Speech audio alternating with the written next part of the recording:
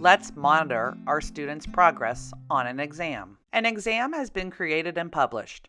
By clicking on Exams on the Classes tab, you will see our exam is listed, the slider for Show is turned on, and because the students are ready to begin the exam, you can move the Auto Accept slider to On and adjust the time if necessary. When students log in and begin the exam, this is what their screen will look like. The boxes at the top represent the problems on the exam. When a student answers the question, they receive a blue check mark inside each square. The blue check mark does not indicate that the problem is correct or incorrect. It simply indicates that it has been answered. Once all questions have been answered, the student will choose Hand in Exam at the top. If you are logged in and the students are working on the exam, when you click on the exam name, you are able to see the status of each student.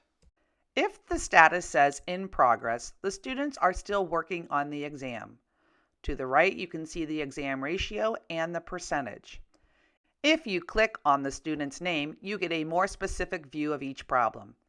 Any skill that has a red hexagon indicates the problem is incorrect.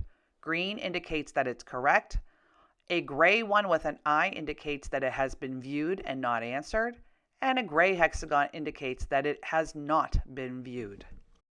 If the status of a student says Turned In, when you click on the student's name, you can see that every problem has been answered. You may also see Not Started.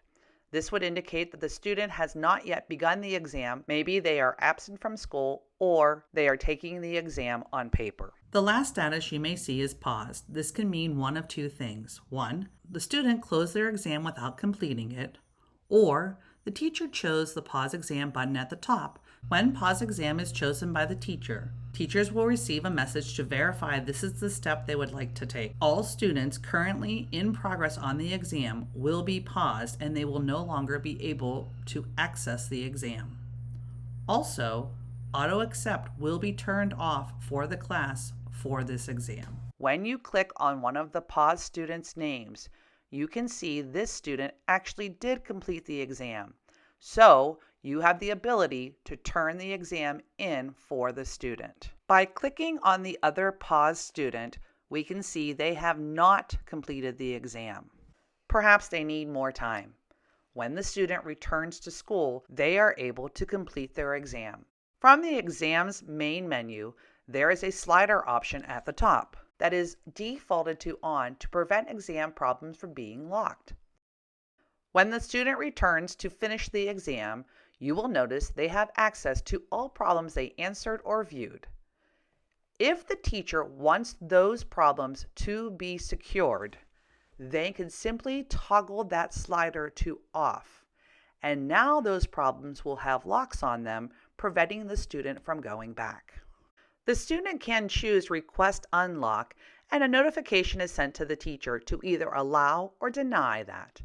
If they deny it, those problems will remain locked.